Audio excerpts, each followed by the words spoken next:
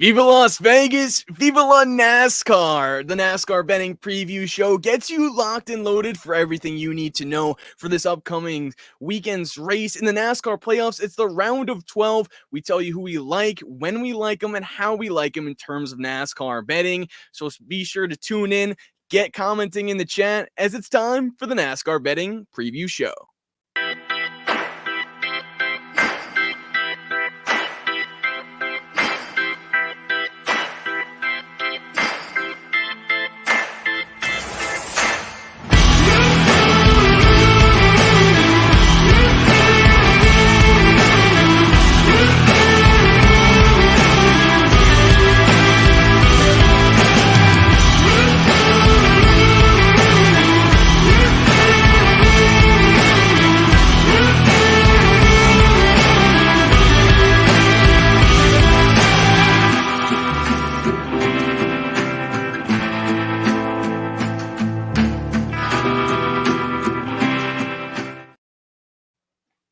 And welcome into the NASCAR Betting Preview Show. We got a great cast of characters around this show for this one here. As always, Phil from Full Tank with Phil, Ryan, or Debbie Downer. We'll get to that in a little bit, but we have to mention Rob Cornelius for joining us on tonight's program. Rob, thanks so much for joining us in this one. Super excited to talk NASCAR betting with you here. And I'm really excited to see how you did last weekend at the ROVAL, everything like that, the race recap there, and we'll get going with everyone here. So appreciate you for joining us in this one, and how you doing? Glad to do it. Glad to be here with you guys. Always a lot of smart discussion early week, and we can figure out where the good prices. Hopefully, get a few guys in on the right things before all the prices move, or you're too wrong. The wrong books are too expensive anyway. Yeah, a lot of things to be aware of from that standpoint heading into this one. Gotta also shout out to the chat as well. Shout out to Sean McBride. He was the first one to comment on tonight's video, so appreciate him there. Shout out to Kush. Shout out to Sean McBride again. Everyone in the chat. So keep commenting. Appreciate you guys from the chat. If you have any questions, comments, or concerns, we'll be sure to get to them in tonight's episode. Now it's time to get to a little race recap, because the ROVAL was some of what we were thinking we'd expect, but ultimately with our bets, it didn't really work out that way. From anything other than Chevy and Kyle Larson as he dominated like he did. Phil, I want to start with you here in this one, because you're the Chevy guy, or at least you were last week in terms of the manufacturer betting and that's, sense. With Kyle Larson dominating, how did your card unfold? And was that a race that was profitable for you in that race last weekend? Well, yeah, going off of what I threw out there on the podcast card, we threw multiple units down on Chevy, and that really helped out. We added, we had one ad on race day, which was Elliott over Buescher at a pretty juiced price, but it was multiple units. So that helped save me, because I got kind of screwed. We had AJ for a top 5. He finished 6th. What are you going to do about that? But then Bowman beat Buescher on the track, and had him in a head-to-head over Buescher. And obviously what unfolded after the race, Caesars did not score that as a win. So that hurt, but came out just over a unit, won. So, I'll take it, I think, at that point, because I was disappointed with the race itself, and kind of happy to be done with it. I don't know why my hopes were up, but I was expecting a lot more. And then looking at it afterwards, I was like, man, why was I expecting more? This is kind of what this has been. So happy to be going to another mile and a half. That's for sure. Yeah, the mile and a half is something we have to look forward to, especially with how they've been raced this season. But Debbie Downer, for you, Ryan, how did everything happen there? And would you want to elaborate a little bit on the name now that we got it front and center for everyone to see for you? But I don't think I can keep calling you that. I just don't think I can keep doing that. Oh man, come on, don't spoil it. I got a nice glass of wine here. I'm ready to be Debbie Downer. Last week I got punched hard, and it's just I don't know why Allmendinger pitted 14 times in that race. Like what was going on? The strategy killed me there. Otherwise, he was great. When he was on the track, he was great. He was fine. Definitely a top 5 car if he's just on a little different strategy during the race. But yeah, I think the Gluck poll is something that I like to look at every week. I think we all take a look at it. And I noticed that I think Nick Giffen posted that both playoff races before the Gen 7 car were like an 80% yes. And then all 3 after the next gen car are duds. So it's the car. I mean, it's what we already know. I posted on Twitter or X or whatever you want to call it that there were, I think, 11 or 12 drivers that had over a 50% rate of quality passes in the Xfinity race and 0 over 50% in the Cup race. So the cars were just too equal, too hard to pass. Yes, there was passing, but that was all, strategy, tire based, and, faster cars on newer tires were blown by the guys who didn't, deserve to be in the spot they were in. So I don't know. I can understand why some people liked it, with the playoff race going on and what Reddick was doing. That, I guess, was pretty exciting. But other than that, I thought the race was pretty bad. Outside of me losing money, just talking as a fan of NASCAR, I thought it was just a bad race. But I do really look forward to Las Vegas. I think we're going to have a great show. I think it's going to be a fun race. And even this is a race that can be fun, even if someone goes out and leads 170 laps. So I think we're going to have a lot of fun this weekend. Definitely agree there. Before we move on to this weekend and talk more Las Vegas and break down a little bit more of the playoff picture, Rob, I want to ask you, when watching the ROVAL last weekend, I think we all sort of expected some playoff drivers to race for strategy, to race for points rather, and then the guys like Kyle Larson, William Byron, Christopher Bell to race for the win. Was there anything in that current field playoff-wise at the time that surprised you based on their strategy throughout that race? I wasn't super surprised by guys, 5 through 12 doing most of what they did, and the guys 1 through 3 that we expect to being great.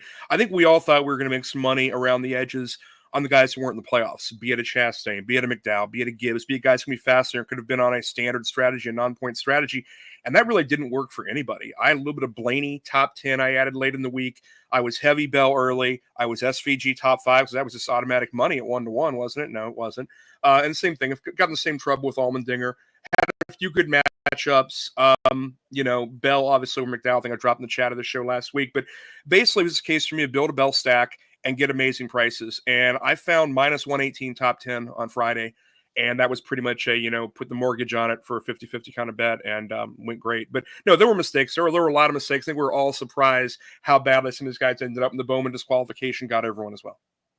Yeah, and I'm glad you ended it with that there, because that's the exact point I want to hit on now. With Alex Bowman being disqualified, he was supposed to be in the round of 8. Really, that's something we were all sort of expecting, with him having the highest driver average finish actively in that race leading up until last weekend. So now we look at the playoff picture, right? We're down from 12 to 8 drivers now. And I was talking with the guys last week, and we were thinking that this was going to be an elite group of 8 with Alex Bowman in and Joey Logano out. You now put Joey Logano in, a proven 2-time champion, over Alex Bowman. I think this is one of the best round of 8s I have ever seen in the NASCAR Cup Series playoffs. And that gets me excited, because we're going to see the best of the best go out at this starting this weekend and a little bit more up until the championship. That's an elite strategy car, and it also breaks up the thought many of us had. Well, if there's only one Ford in there, if it's just Blaney, he's going to get 150% of the resources. Well, that goes back to being split. And Cindric, looked competent last week. It's really not his fault. He's not in this final group. He gave the best run he probably could. Yeah, exactly. So now as we look into the NASCAR playoffs, right, let's talk about the guys below the cut line. Ryan Blaney -4, Denny Hamlin -8, Chase Elliott -9, and Joey Logano, who's now in, -11 to below the cut line now in order to advance to the next round, which is the championship. Phil, we'll start with you here in this one. Playoff picture wise, I just want to know, is there a driver you're looking at? Could be also odds. I'll go out and say it. Joey Logano with him now in 12-1 to win the championship, and he is even year Logano on an even year. Phil, what are you looking at in this right now, the playoff picture, with how things have changed after the ROVAL? Yeah, it's good point. I mean, Logano and Chase are both 12-1. I think it makes sense. I mean, I understand why those two are the longest odds. The only play that I made, I don't know if it's smart or not smart, but I wanted a little something on Ford in general now that Logano was in. So I got them at plus 450. So just to have 2 of them, I was trying to work out, should I take, half unit on one, half unit on the other? I just went with plus 450 for both of them just to have them. And then after that, I'm kind of waiting, because after some mistakes get made here in Vegas, we're going to see some guys with longer odds than 12-1. Maybe some guys that we feel more confident in than Logano and Elliott after bad things happen. And that's how, honestly, we've made some money the last few years. So I like to wait and try to jump on some guys to really hit some walk-off homers at Homestead in Martinsville. Ryan, are you thinking that same sort of way in terms of waiting to hit the home run like Phil's talking about? Or is there a driver right now in terms of championship odds that you would bet on potentially, or at least look at in terms of their value right now heading into the first race of the round of 8 this weekend? There isn't one right now, no. I think Bell is scary as hell when you get to Phoenix just because of what he did after testing there and then just absolutely destroying everyone. But when the news came out about Bowman, there were some Logano 14s out there. I did grab one of those because I think this round it can be extremely strong for Joey Logano, all 3 tracks. So Homestead is not his best, but he's not bad there. He's been dominant in the past at Vegas, although not recently. But he does have, a win in the last 7 or 8 races there. 2 in the 9 before that, and he never finished outside the top 10. You go to Martinsville. I think Martinsville, he's like almost a lock for a top 5 nowadays. So it should be a very strong round for Logano, and with a little strategy playing out in his favor, maybe he catches himself out front in some clean air and can take one of these down. So I thought 14-1 was too good to pass up, so I did take that. I saw Brian put in here he's 18 at Superbook. So if you have Superbook, I think the 18 is a really good price. This could be a great round for Joey Logano. 100% agree there. Appreciate Brian for letting us know. If you guys in the chat see any other value like that, definitely be sure to let us know so we can let you guys and everyone else tuning in know as well. Rob, I gotta ask you now here. Kyle Larson's plus 33. After seeing what he's been able to do dominantly, Bristol, Roval, at these types of racetracks that are in the playoffs, how much is this round of 8 going to be a challenge for Kyle Larson? I mean, we see him plus 340 opening up this weekend on the sportsbooks for Las Vegas. What are your thoughts on the 5 team? And is this going to be an easy run to the playoffs? Or again, but he's just been so high variance. He's been so binary. He has these amazing results and he has these terrible results in terms of finishing with DNFs or wrecking the car, or more embarrassingly, self-wrecking the car. If you want to, I don't want to play Larson at these prices. I might want to play him versus one of the other favorites if you're giving me big plus money in a matchup, if we think that's going to happen. But on Larson, I mean, what's going to happen? He's going to go into qualifying and probably show well again. He's certainly not going to get much cheaper. As I said before, I said to you guys in the pregame before we got on the air, this is getting to the point, not to a Kyle Busch minus 110 to win trucks point, but what it does is it moves all the lines out there in top 5 and top 10 and creates value. I'm probably going to work this race this weekend as if Larson's not even participating. I'm not going to touch him. Wow. Okay. Great to know there. And especially as DK saying, win it or bin it. That's just the type of driver Kyle Larson has been. And I'm glad that we are aware of that heading into this one. But on the flip side, we'll throw more one thing in. As books are throwing me the usual, hey, here's $10 from where you lost on football last week. I'm shoving those basically half and half into Bell 500 and Larson. I think the 400 is pretty much gone. I'm just basically shoving those in and banking, trash money. My gift cards are going into both those guys with the assumption that's where we end up in a month. I like it. Free money goes to the drivers that have the best odds. And looking right now like the best chances to, as Bell won there in the spring and Larson being the most dominant driver of the sport currently. I think it's a good time for some rapid fire questions, and it's going to have the same theme of the playoff picture. Pretty simple. Debbie Downer, Ryan, we'll start with you here. I want to know, out of these 8 drivers, who's your championship 4 predictions? Which 4 drivers out of these 8 make it to the championship 4? Damn. This is tough. Well, I think Bell for sure, and Larson. So Bell, Larson, you start with those 2. I want to say Logano just because I think he's going to have such a strong round here. So I'll just be a little different and say Logano sneaks his way into the final 4 somehow to the championship race. And then I'll say Blaney. So I'll go 2 Penske's versus Larson and Bell.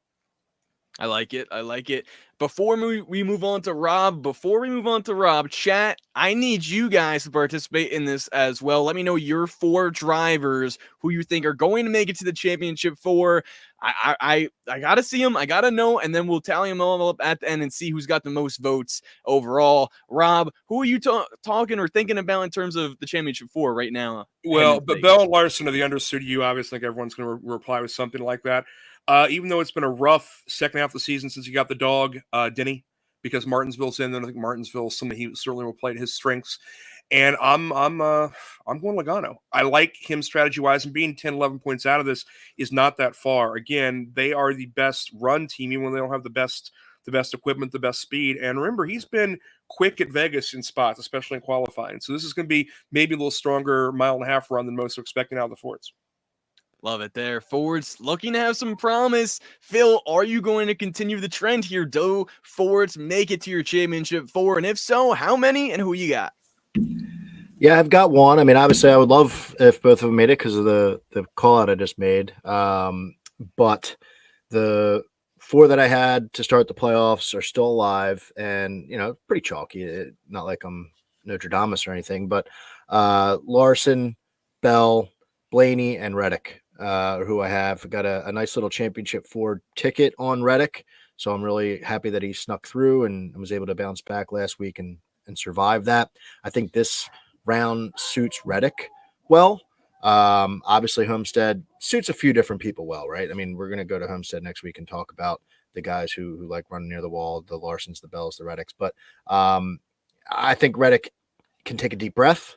You saw the video of him getting out of the car with Jordan and Denny, taking a deep breath, and now they can reset because he can go back to being a championship contender, and we'll see how that works out. So I like those guys in there. Yeah, TK's pick that he just threw out there, that's the 4 that I just said there. So I'm rolling with TK. Perfect. All right, guys, for me, I'm going Kyle Larson. I feel like he's the no-brainer one here. Christopher Bell as well. I really like his chances once he gets back to Phoenix, especially what happened to him last year.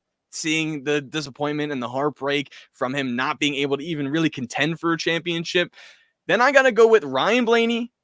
Champ's got to defend it somehow. And I originally had in William Byron. It was going to be the same exact one back to back because I do feel like in these next 3 races, these 3 tracks, those 4 drivers excel at probably the most. But instead of William Byron, I'm going Joey Logano. Even year Joey. I feel like the momentum is now there. Hey, if you guys have been watching any baseball, the New York Mets are shocking a lot of people. And I feel like you're out of the playoffs, you get put in. Joey Logano could have some of that same momentum. Sorry, Phil, to bring that one up. The Phillies fan definitely hurt. But it is true. Logano is lucky as we head to Vegas. Perfect segue now to the ride or fade. Keep the comments coming, especially now, right? Because this is now time to get to our head-to-head matchup segment. Who we're riding with, who we're fading with. I want to hear from the chat. You guys out there, who are you guys taking, or who do you have any questions on in terms of the matchups in this one? Phil, we'll start with you here for the ride or fade segment. Who are you thinking about? The first one in the round of 8. Who we got? Let's make some money off of it as well. Yeah, so I want to start by saying this. If we want, it's Vegas. We like to take some risks here. Roll the dice, as they say. I got a gambling dice, part of a pack here that I have. If anybody wants to throw some head-to-head matchups in, I can roll some dice and put together a little parlay in the chat throughout the show. Please do that, and I'll see what we end up with there. But as far as a pick here to throw out there to these guys to ride or fade, the head-to-head matchup market to me was pretty razor thin this week. Like it was kind of tough.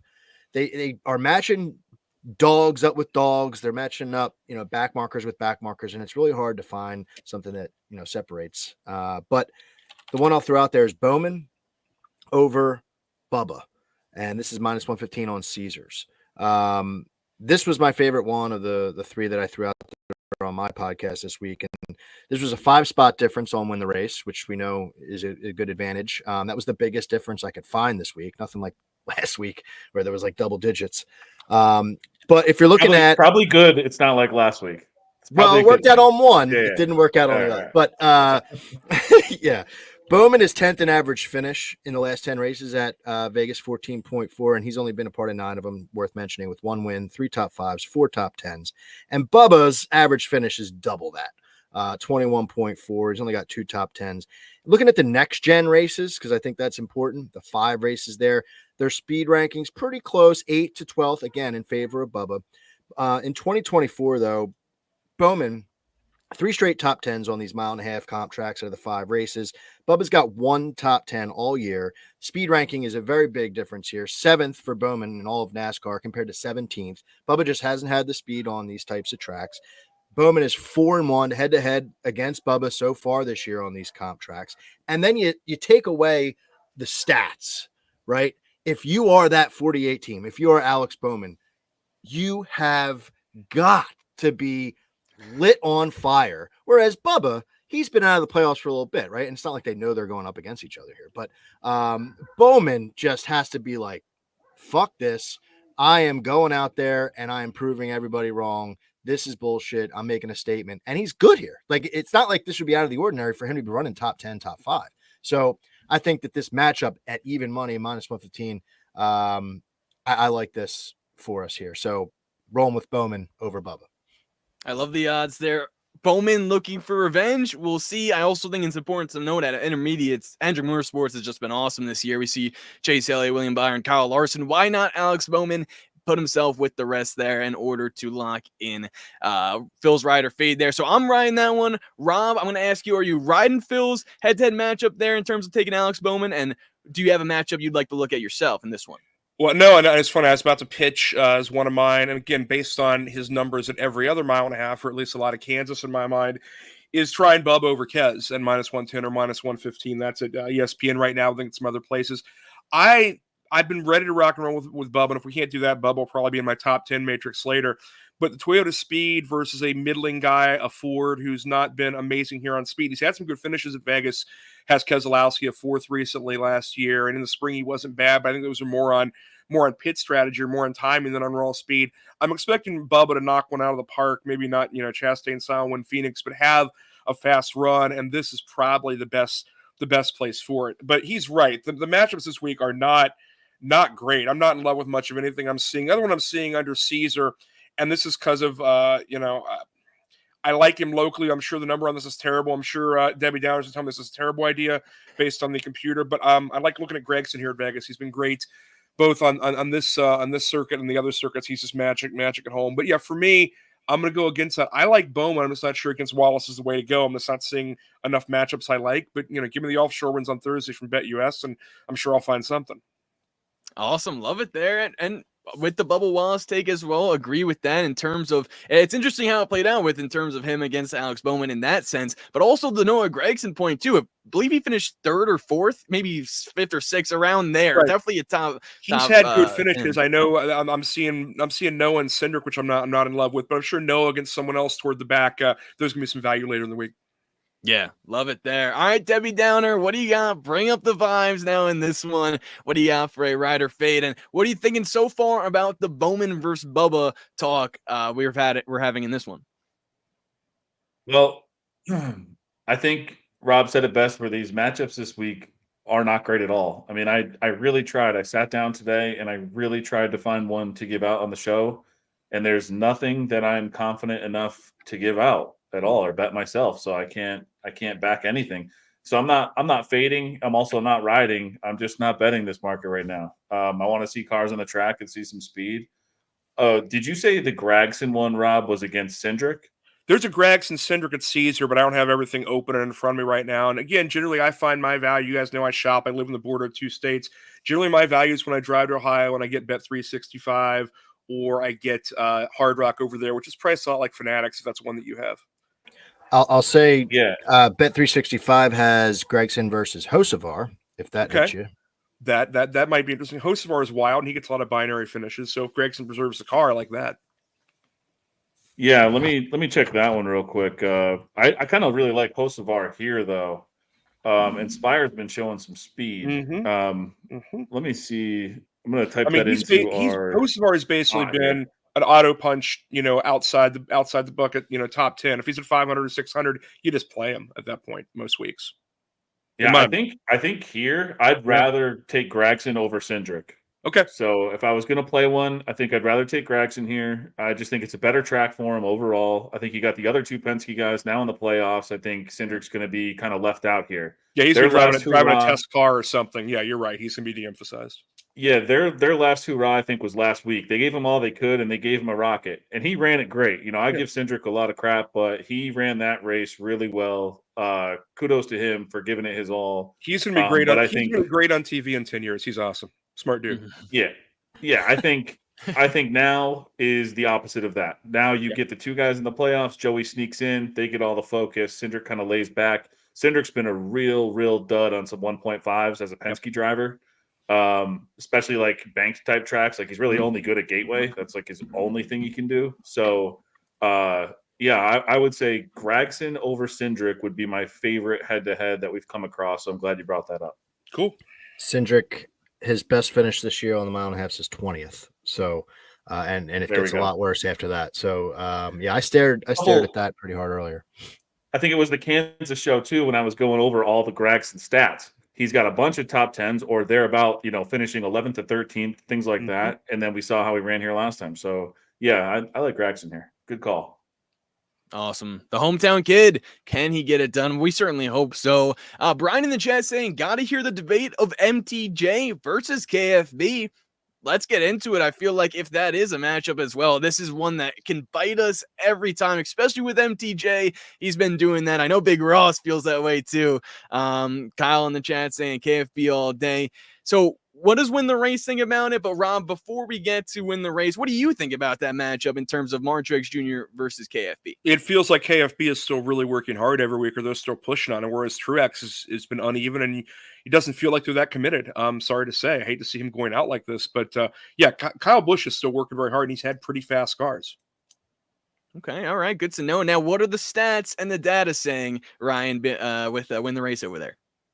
So I punched it into the Discord bot here. It's basically the Sim Center bot. You can just type in, head-to-head Cup Truex versus Busch.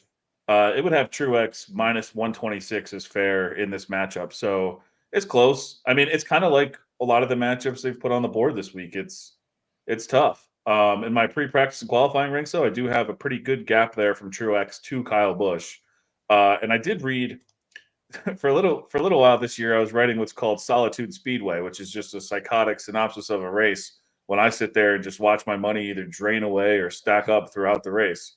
It's something that I didn't know I was going to write and just let people truly into my weird brain, but I did. And when I read it back today, I was like, oh, there's actually like quite a few nuggets you can take out of this thing when watching, or you don't even have to rewatch the race. You already got it written all right here, transcribed out. So one thing I did write in there is Truex is fast, I think in all caps.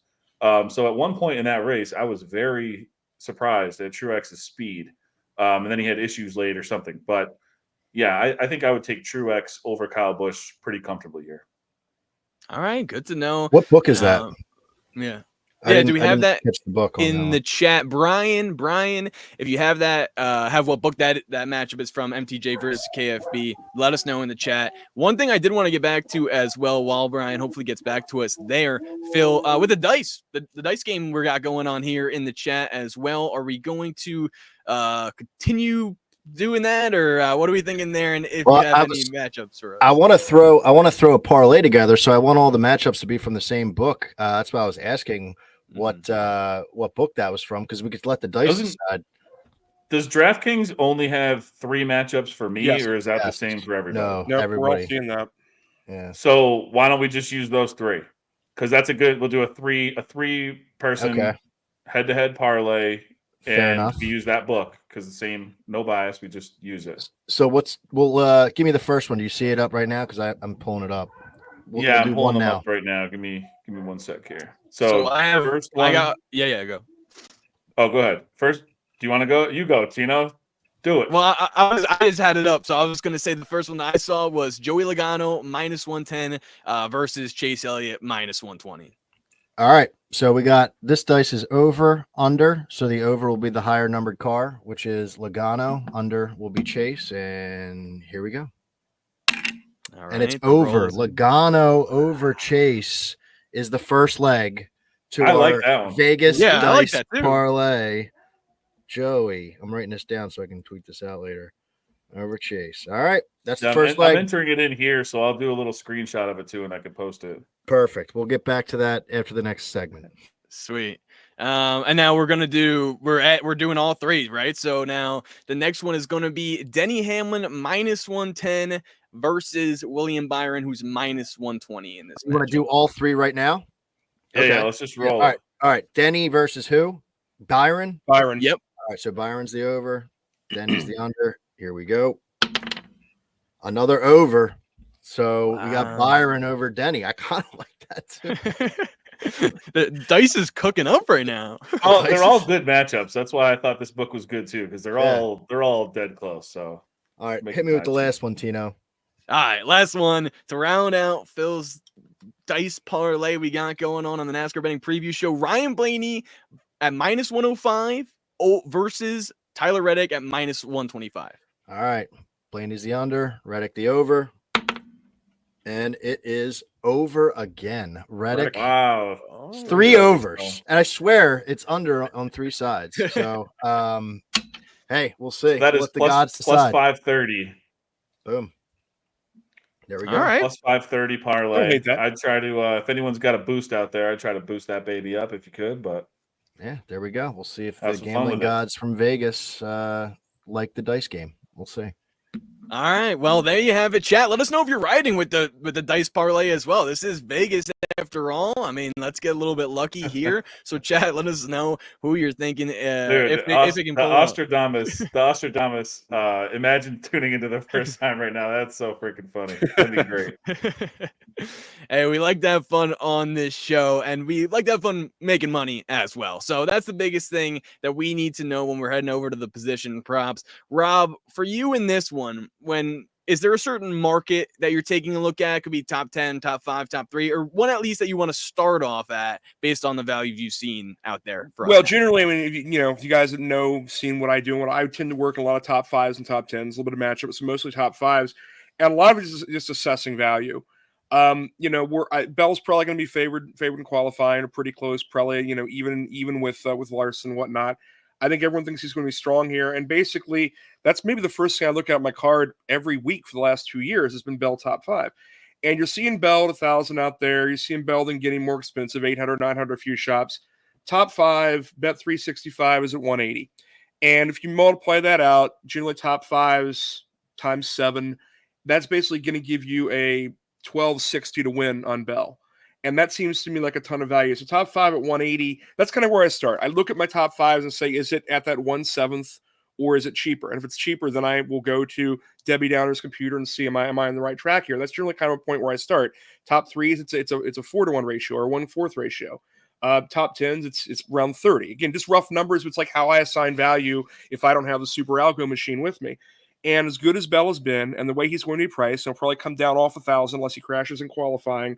180 for top 5 feels like a good place to start. And you look around, and most other places, it's 140 or more expensive. So if you're going to get me to effectively a 1250 Bell win odd on a top 5, that's the first play I'm probably going to make most weeks. Awesome. Love it. Appreciate the insight there. I'm loving Christopher Bell for this weekend too. So you're definitely I'm hearing what you're saying there, and I'm going to battle lock it into the sports book as well for myself. Ryan, what are you thinking in terms of top 5 market? We'll stick with there if you'd like, or you can also branch out top 10, top 3, wherever else you'd like. But I feel like sticking top 5 for now, based off what Rob said. Do you have anything else in that market you'd like to go with? I don't have a top 5 right now, but I do like what he said. And I thought one thing is interesting. You mentioned Bell, because I don't know if you guys saw it tweeted out earlier this week. Every driver who's made a qualifying run and recorded an actual time, 2023, 2024, Vegas, Kansas, Charlotte, Homestead, Nashville, Michigan, Darlington. And it's 17 total races. And Chris Bell's won the pole 6 times. Insane. The next best guy, 2 people have won it twice. Chris Bell's won it 6 times. So, I mean, it's just kind of crazy. I mean, that's like a plus 200 across those races. That's like, in order to be priced fairly, assuming all those races are similar enough, that's basically a plus 200 qualifying price on Bell across the fast track. That's insane. Yeah. So you're getting that just for him to finish top 5 basically right now. So, I mean, yeah, the number could be wiped out completely if he does another pole Chris Bell run, or he just qualifies well anyways. The 180's gone. So yeah, I do really like that. Let's stick in the same camp. So same exact team. Let's stick with JGR, and we'll go to Ty Gibbs. He is plus 120 for a top 10 in Fanatics. Maybe some other places. I don't have Bet365, but it sounds Oh, awesome. dude, on top He got five, gassed. I'm seeing Gibbs 13-5. That's 260 for top 5.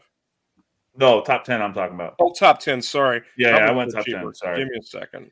He was plus 125 125 on. 125. Yeah, minus Yeah. 125 on top 10. He was plus So- 125 earlier, and people are on him. It's clear. Like Yeah, it's- you're on the Yeah, right path Fanatics with it. got wiped out too. Normally Fanatics never moves anything. They're pretty I slow. haven't seen him on there. Yeah. So if you look on Fanatics, I'd say go there because they don't really move anything. And even if you got it minus 125, I can see what we have fair. But either way, he is unbelievably good at these tracks. I have a couple stats here. He's top 10 on my pre-practice and qualifying ranks. That's where I always start. The sim has this fair. So the sim had it fair at minus 106. So if you can find the even money or plus 120 that's still out there, confident Fanatics still has it. I would take that. Front Yeah, runners you're by right on Greg Fanatics. McMahon. 120. 120 is still up. Yeah, so plus 120. That's a great number. I like that. Front runners that Greg Mathern does and win the race. He used 24 Vegas, Kansas, Darlington, and Charlotte. Nobody has run a higher percentage of their laps inside the top 10 in that sample size than Gibbs, which really surprised me. He's run over 87% of his laps inside the top 10. And you want him to finish in the top 10 for this bet, obviously. Only 9 drivers have ran over 50% of their laps inside the top 10 in that same data set. If we look at a sample where these tires have been run, Vegas, Texas, Kansas, Nashville, Pocono, he didn't finish in the top 10 in a couple of those races, Texas, Nashville, Pocono, but my true performance ranks had him as 7th, 6th, and 9th best. All top 10 scores for me that race, just bad finishes. And I know you need the finishes for this, but whatever. We look at incident-adjusted speed ranks for the tracks, and we try to figure out what kind of correlates best with the current track, Las Vegas. Michigan popped. All the recent Michigan races, Gen 7 era, popped as correlating to this speed-wise. Yep. If you look at Michigan, Gibbs was 6th best in my true performance ranks and finished 3rd. So he crushed there too. So pretty much anything I look at outside of a couple unlucky finishes, he's running top 10 and is a top 10 car. So all you need him to do is stay clean, and he should be able to take this down. And then if you want to just really simplify things, just look at how he was at Vegas. 4th best in my true performance ranks, finished 5th. He's there. So yeah, he's one. Greg Mathern has already wrote up on written. He's already written an article on Daily Downforce. Man, I gotta lay off the wine, I think. So he's written an article for Daily Downforce. He has a little Ty Gibbs ladder going, which I like that too. I haven't done it yet. I have the top 10 in there. Maybe I'm just a big puss, but I'll read that. Maybe add some more. But yeah, we're all over Gibbs that win the race. Awesome. Love from Ty Gibbs there. And it's always exciting to see these tracks that he does perform at Vegas or the intermediates at, style also being that. Phil, in terms of you, we touched on some top 5s, top 10s. What do you got in terms of position props for this one? Well, I'll say this. I was locked and loaded to talk Gibbs for a top 10 because I had him at plus 120 on Bet365 earlier. I love that he's still available on Fanatics for anyone listening to this, but I'll just piggyback off of that and then get to another guy who I can throw out there. That number is going to go away because he's damn good at qualifying at Vegas in his, starts here. 10.5, I believe, his average starting position, which is decent amongst the rest of NASCAR. But this season on the mile and a half, I'm not looking at Michigan, but there's only one guy better than him. It's Christopher Bell. His average starting position is 3.8. Like, what? That number is going to disappear. So now's the time to get in on Gibbs. I'll go with somebody else, and I'm interested to hear what these guys have to say about this guy. This is another driver who, when I wrote my notes down originally, the number went away on most books, but it's still sitting out there right now, plus 100 for a top 10 on Bet365. He's minus 125 on ESPN Bet. Ross Chastain for a top 10 is what I'm looking at here. 7th on Win the Races rankings. His next-gen car, 4 of the 5 races in the next-gen era at Vegas finished in the top 10. His worst finish at Vegas was 12th. So this is clearly a track. Like, throw everything else out the window. I love when we're going to tracks where people just perform well. They walk in the door and it changes them. And I'm not saying he's blowing anybody's doors away, like, Kyle Larson or anything like that at this place, but he's consistent. And for top 10s, that's what I'm looking for here. When I'm looking at some of these other folks that are shorter odds than him, I don't trust them as much as I would trust Chastain for a top 10 at this style track. He's first in average finish, 5.2 in the next gen car, 4 top 5s. And then this season in 2024, the 5 comps, the mile and a half, 3 top 10s, including a victory, and finished 4th here in the spring, 6th in speed ranking on those 5 tracks. He's just hitting all the good spots right now for me.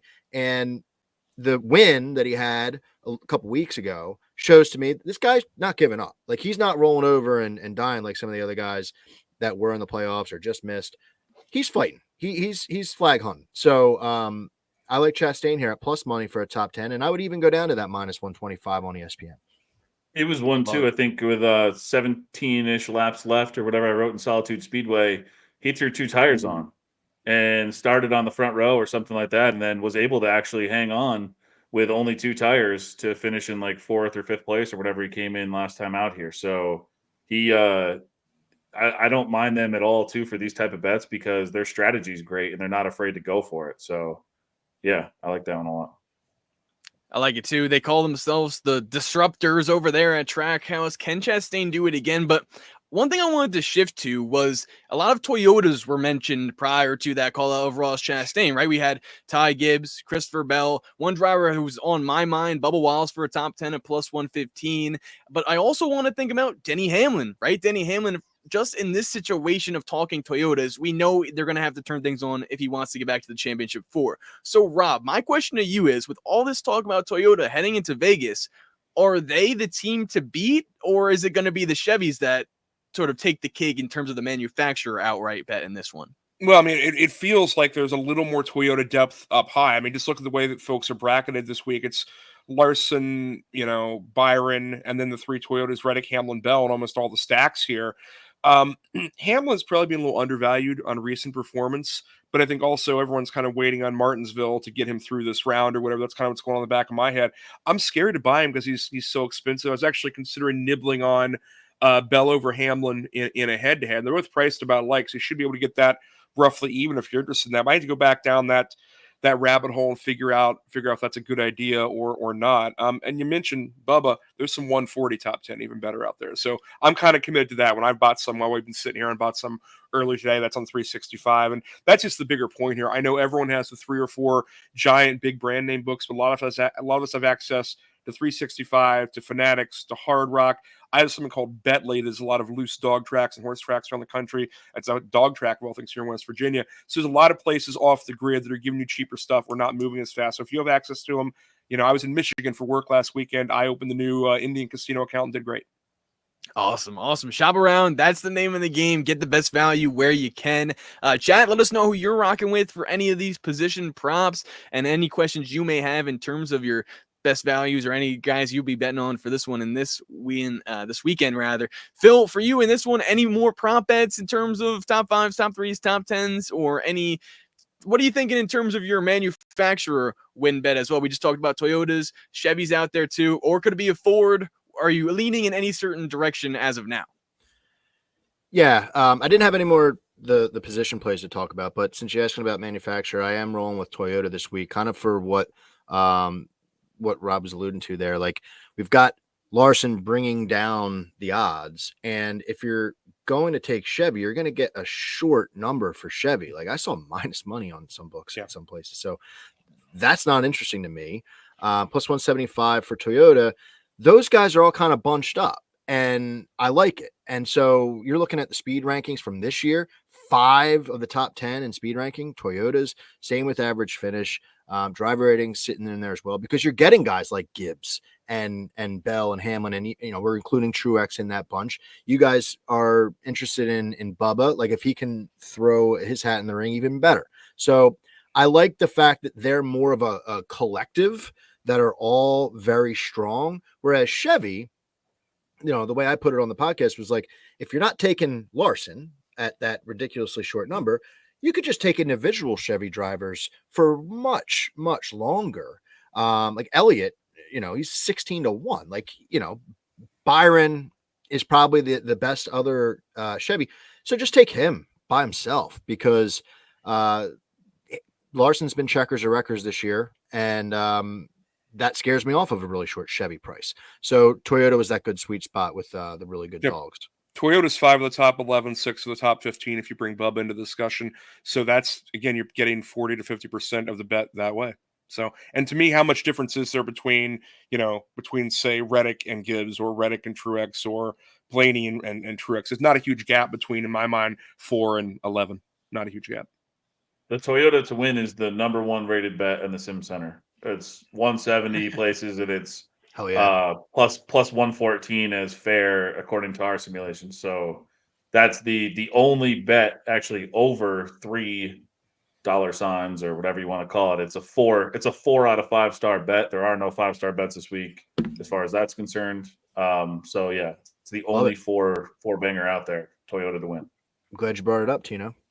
Yeah, that's probably like the best stat or compliment you can hear from win the race, right? I mean, let's go. Yeah. Good. I love it. Good to hear that one. Thanks for sharing, Ryan. And I think one thing I wanted to add too was the fact that I feel like Toyota is due at this racetrack. In this race last year, Christopher Bell finishing second. We also know earlier in the spring, Tyler Reddick had a car and the talent that could beat Kyle Larson in that head-to-head matchup between Reddick and Larson. Ultimately, the pit crew did not do him any favors in that one at Vegas. So Ryan, it's time. It's time. Everyone wants to know. It's the moment they've all been waiting for. Who are you betting on to win this race outright? If anyone, Debbie Downer, let's see. I love how you set that up, because now I can just play the Debbie Downer part perfectly. Nobody right now. No one. I'd rather take the Toyota. That's the best rated bet on here. Those are I'm already betting on Gibbs. It kind of bails me. I have a Gibbs to not win a race bet, which is going really well. Mm-hmm. If for some reason he did win, at least I get some money. So I don't know. Best rated bet on here. I do have the Toyotas ranked out really highly. Like you said, I think they're kind of due. It's like there's this kind of like how everyone says like HMS has like this, they take the summer off. They kind of lag out here. I feel like there's that vibe with JGR and Toyota right now. Maybe not to that certain extent, but just, Hamlin's head's not in the game, or now he's suing NASCAR, so he's not going to be any good. Things like that. And while it might be true, and maybe his head's not in the game, I mean, he said it. I think they're still going to give him a fast race car. I mean, faster than he was in the spring, at least. That one kind of surprised me. That was one of his worst ones of the year. But I don't know. Let's go Toyota. That's what I'm sticking with. All right, Toyota. That's fair. That's a good starting point, and it can point people in a direction in terms of specific drivers. So, Phil, Toyota driver, is there anyone specifically from that camp I would think that you would be taking in this one to win the race outright? Well, I took them plus 175 as a unit for a couple units, so I set my card up around that. So I don't have any one-off Toyota drivers to give you, but I'll throw a name out there to play defense against that, and it's 16-1, throwing a half unit sprinkle on one Joey Logano, because for a number of different reasons. First of all, poetic, if he were to sneak in like he did and then goes out and locks himself in, the streak continues. Joey once again is the first one in, just like a couple years ago. He was able to set his car up and win the championship, like all that stuff, right? It would write itself. But as we've kind of talked about tonight, like this track, this round sets up well for Joey. And at 16-1, I don't mind throwing a little bit on him. And here's one of the reasons why. His starting positions are very good. Like, I don't expect this number to be there after qualifying. He's had good starting positions at Vegas, and I guess this year, I can't read my own handwriting right now, so I'm trying to pull that up. But that was part of what I wrote down in my notes was get him now, because at Vegas, I guess in the next gen car, I'm trying to pull that up. I'm sorry, this is bad radio. 4.4 average starting position with 2 poles in Vegas in the next gen era. Like, that's crazy. So 16-1, that's going away. That's one of the reasons why I like 16-1 for a half unit. 7th in average finish in the last 10 races with 2 wins here. I mean, he knows where victory lane is, so gotta love that. And 4 for 5 in the top 15. I know that's lowering the bar a little bit, but been consistent at this racetrack. Whoever we're talking about earlier, consistency. I like a guy that's up there, can take some swings. I mean, they had their second chance at life here, so they're gonna do what they can. And I just think that if you're looking for closing line value, this is the guy. Love it. Closing line value. You mentioned consistency. Well, I'll give you another word, clutch. Joey Logano. I remember I was actually in person live at the track for this race 2 years ago, and I was telling everyone the same. This is a little crazy to me. Joey Logano at that point 2 years ago was 15-1 to win this race. And I remember telling everyone, and it's the same type of value price-wise that we see here now. Obviously, things have changed, right? Ryan Blaney, now the top dog at Team Penske, but hey, I mean, experience is the thing that can carry certain drivers over the edge and make the championship. Clutch, consistent, you name it. I think, Joey, those are all things that can lead to the 22 heading back to the championship for. Rob, do you agree with that? And is there any other drivers we should keep an eye on to win this race outright? Well, I like the price. I like getting Logano at 15 or 16, and that's fine. If we're buying closing line value, which doesn't put the delicious Triscuit cracker in our mouths, but we all makes us feel smart on Friday and Saturday. Bell's sitting 1,000 few shops right now, has dropped as low as 600 at Caesar. You're going to see CLV if you buy that at 10, and you're probably going to be in the discussion. The one long shot I would poke at, and I feel like I'm on an island because I'm the only one in love with this week. I'm seeing Bubba at 35, maybe a tiny dart on Bubba. You see him at 35 or 40, 35 on Caesars now, and I haven't really shopped it real hard. But again, it's a Toyota. It's repaired in the same shop as Reddick's. It's at least going to be fast, just like Gibbs. Even in that shop, you're going to get a good car, and you're going to be in the discussion. So Bell at 10, Bubba at 35, but tiny. All right, good to know there. Appreciate the insight. Ryan, I have a question for you here, because if I'm not doing the type of strategy of the betting on the outright manufacturer like Toyota to win this race, obviously we talked about the drivers that are capable of doing so. Two of the guys that I'm looking at right now are Tyler Reddick and Christopher Bell. Out of those two drivers, based on the Sim Center and everything like that, what you guys are looking at over there at Win the Race, between Tyler Reddick and Christopher Bell in this current race to win outright, which one are you liking more than the other in this one, or the numbers really liking more? Because I feel like this is a type of environment, track, race that could come down to either of those two drivers being faster than the other, which then beats either Kyle Larson or William Byron at the end of it. So Reddick versus Bell, Yeah. essentially. Well, like our Sims would like Reddick more. And then looking at how I ranked it out, I would also like Reddick more here. So I would pick Reddick. I see Caesars has a boost on him. He's up near 10-1 with the boost. I think it's at 950, and they have Elliott right by at 19x. That's also entertaining. Yeah, so if I'm taking Reddick, take the boost for whatever you can. I think Caesars allows. I don't know if it's the same across the board. They probably allow different amounts for different accounts, but it was a tight rhyme too. But I would take Reddick at 950 over taking. But the thing is, it's not like I don't dislike Bell right now because of the qualifying. I think both of them can qualify well. These numbers are probably going to be smoked out, after practice and qualifying. Just feels like Reddick has higher peaks and lower valleys, and Bell is more consistent. He has a lot of DNFs as well. It's just very weird. Feels like Reddick has a little bit of edge when you're at the very, very 99th percentile of this.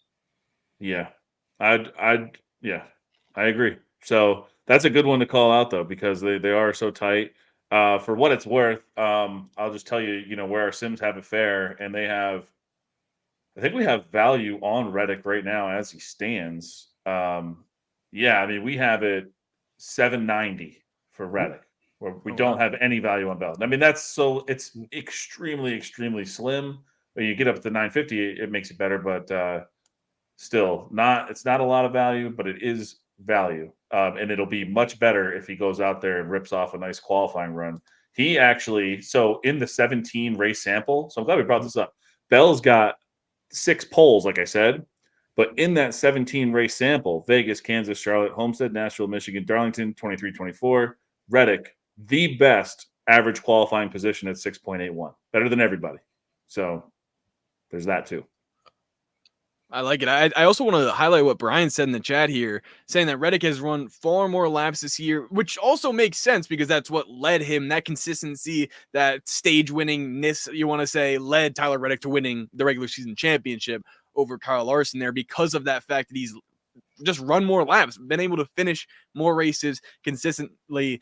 Bell is kind of like Larson in the checker records category. Remember Phoenix last fall? Exactly, Brian. We're on the same exact page there. And one other thing, if we're talking about Vegas and we're talking about the spring race there, Christopher Bell, to me at least, it looked like he had a strong car, but had tire issues. And then he was able to still drive up back towards the field, but it wasn't enough. We really didn't get to see. It could have been a Larson, Reddick, Bell battle, but we really weren't. And Byron too, I think he had a couple issues that day. So I think those 4 cars will step up towards the front like we've been talking about. But I think if anyone has, Rob, is there anything you could have think of or add from that standpoint? I feel like we sort of covered it all there. So now it's time to talk about best values and if anything, we have to say from that standpoint there, in terms of, we talked a lot about closing line value, the manufacturer bets as well, I feel like could hit on this topic. But if you guys got anything else from this standpoint, Phil, we'll start with you. Best values. You always got a couple good ones. Do you have one for us in this one? Well, the only thing I would throw out there is more of a discussion. Is anyone interested in taking Byron at plus 150 over Kyle Larson just to beat one driver? It's the best driver in the field, but head to head, this is on Caesars. I mean, because of the inconsistencies, I know Brian 20 brought it up in the chat to start the show, and I had it written down to talk about in this section. It's pretty crazy to see plus 150 in a head to head matchup. And for someone so good, like William Byron is a very strong driver, like on these tracks, at this track. So like, I'm kind of comfortable just saying like, hey, this is just a shot in the dark, but I have never seen such a number on such a strong driver. It's usually someone, it's like, oh, it's a wing and a prayer. You're really just hoping that something doesn't go right for Kyle. And that's not out of the question. Like, he's been part of 2 of the 4 comp tracks that I have, and 2 of them he finished outside the top 20. The other 2 he won. Where Byron is very consistent. He's there in total speed through this season. Third at Vegas in the next gen car. Like, he's right nipping at the heels of Kyle Larson. So plus 150, I think I'm into that. Agree. Yeah. That's probably too much. He's gotten close. He's been consistent now. Different track types, but second, third, second over the last few races, and he's always there. He preserves the equipment. And Larson and Bell can be counted on to wreck when you're not expecting it. Exactly. And I think the biggest thing too was the fact that Brian mentioned this was the Byron trash bag race for Vegas last time we were here. So Random. he was, random. It's something that took him out. Kind of, a little similar to Christopher Bell with a tire. At least that was a tire problem. Now we're having trash bags run at him. And I remember watching that. I thought once the race started, I was like, oh, Byron's got it. Because a lot of times, this also happened at Vegas a couple years back now too, in the spring race, where it was NASCAR overtime, looked like Kyle Larson's going to win the race. William Byron beats him. So in a head-to-head matchup, in that sense, I'd go Byron over Larson, especially with that price there.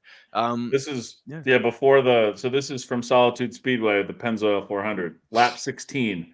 Byron goes from 8th to 1st in 2 moves, passes Larson on the outside, then dives all the way down and passes everybody else. Insane.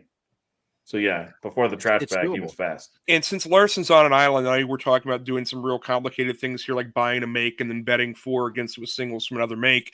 You can basically probably build a synthetic option opposing Larson off some of these single player bets as well. Again, way more complicated than we need for this discussion, but I see what you're doing over there, Debbie. And just one more thought to this, like the comp tracks that I have, I know we're talking about Michigan with Ryan, but 4 of them were a long time ago. And the most recent race, Kansas, who was the fastest driver, according to the speed ranking? It was William Byron. I can't remember. I should have looked this up, but Larson's speed ranking is 32nd. I don't know what the hell happened. I don't remember why that is. It couldn't be natural, but forget that, right? Let's assume that was just kind of skewed for whatever reason. The fact that Byron, Going even to Charlotte, second fastest at Charlotte, kind of a wonky race. I know Larson wasn't there, but then first at Kansas, more recent. Like they have stuff they can build on. So I really do like this, and I'm glad it's not getting talked down. I think you guys are convincing me to take this right now. Let's go. Hey, that's what the show is here for. That's what it's all about. And that's going to do it for the NASCAR Betting Preview Show. Unless anyone has any last minute things to get in here, let us know in the chat. Now's your time. Now's your time. If you have any questions, we're rounding things up, wrapping it up. So, Rob, thanks. I think I like the odd number to win in the Xfinity race. What do you think, Phil? Wow. Odd number. Wait a second. Hold on 1 second. I have a dice for that, I think. Here we go. This is what it's all about here. Yeah. I mean, I thought I did. Maybe it's not with me. But yeah. The top 3 drivers in my pre-practice and qualifying ranks, and I'm very proud of these ranks this week. I just thought they came out really well. All odd numbers. Chandler, Allgaier, Hill. I'm in. I'll blind ride. Perfect. So I think the thing is doing a lot of math to see if it makes more sense to, because I think Ilmarola is the favorite and Custer's right behind him. So we got to do some math, because I think realistically there's only 4 odds that I think can win. So it'd just be a matter of if it makes more sense to bet them all by themselves or to take the odd. But my favorite 3 are odd numbers. Awesome. Love it there. Just try to throw that out there. Mini series. Hey, no. That's what it's all about. The final minutes. That's, you got to throw things out there what you want the people to hear. Debbie who? Debbie who? Dude. I'll be back next week as Debbie Upper. Let's go. Yeah. Debbie Instead of wine, Upper. I'll just have some, nothing. Never mind. Keep going. Yeah. All right. Well, love the enthusiasm and the positive energy. Appreciate the chat for bringing all of the vibes with us here. Everyone chatting, commenting. Appreciate you guys in the chat. I also need to comment here on our NASCAR Betting Preview Show parlay. So if you missed it, Phil rolled the dice. We got lucky in Vegas. This is what we came up with. Joey Logano, -110 over Chase Elliott. William Byron, -120 over Denny Hamlin. And Tyler Reddick, -125 over Ryan Blaney. That 3-leg parlay adds up to +530 on DraftKings between those matchups. That's the NASCAR Betting Preview Show parlay. Thanks to Phil for breaking the dice, and hopefully we get some luck at Vegas because of it. Rob, thanks so much for joining us in this show. Do you have anything you last want to mention, where people can find you at, all your great insight and everything like that? I'm online, RobCWV on Twitter. Not running anything this year public, free to pay, but next year I'll be back. I'm too busy working on elections, making real money this year. Yes, sir. Yes, sir. I appreciate it again. Thank you so much for joining us. Appreciate all the insight that you brought. Got to do this again sometime. And Ryan, the Debbie Downer that was a little positive at the end and all throughout the show. Appreciate what you guys got going over there. Where can people find Win the Race if they do not know already? Wintherace.info. So anything betting, DFS, just stats, talking in the Discord about everything. Great group of people there. So I know Rob's there. Appreciate everyone. You do really good work, man. Your stuff makes me feel smart, because I pick something out, and I go and confirm it. Oh, you guys have got it. The computer's got it. We're cool. Oh, thank you. I really appreciate that. I hope everyone that's on Win the Race has had a good time this year. We got some big things planned for next year. I think it's going to be awesome. So we're always working hard. I want everyone to know that. So wintherace.info. Thank you, guys. Awesome. Definitely. And shout out to Brian in the chat before we get to Phil here. Brian saying, Viva Las Vegas, baby. Watch for @track tweets. We will. Viva Las Vegas. Viva La NASCAR. Brian, hope you have the best time at the track. I'll be tuned in to all your content there. Hope you're winning, making some money as well, and having some great times at the track. Phil, where can people find you at? Your shows, everything like that, and to hear more of you throughout getting ready for this Vegas weekend. Yeah, I appreciate it. At Full Tank Phil, Instagram and Twitter. And Full Tank with Phil's name of the podcast every week. And we'll be back with Trucks next week for the NASCAR Betting Preview Show, Truck Series Pod with Derek. And yeah, good luck this week, everyone. And Rob, thanks for coming on. I feel like when Rob comes on, it brings like a legitimacy to the show. It's fantastic, and it's sad we only have 3 more shows now for the rest of the season. So then we can plan a big off season and go make some real money next year. Let's do it. There we go. There we go. So yeah, great talking with you guys, and good luck this weekend. Let's go. Well, this has been the NASCAR Betting Preview Show. I hope you all enjoyed. You can find us here again next week, same time, different track we'll be breaking down as well for the round of 8. I'm your host, Tino Patino. You can find me on social media at Tino, P-A-T-T-I-G-N-O. Hear me on SiriusXM NASCAR Radio. I'll be breaking down my best bets in the best bets segment. And I also did an interview with Austin Dillon. That's coming out tomorrow. So for Sports Wrap with Jason Page, excited to talk with him. He said something crazy about Championship 4. You guys do not want to miss it. So we'll tune in again to the NASCAR Betting Preview Show next week. Have a good one. Best of luck, and Viva Las Vegas. Viva la NASCAR.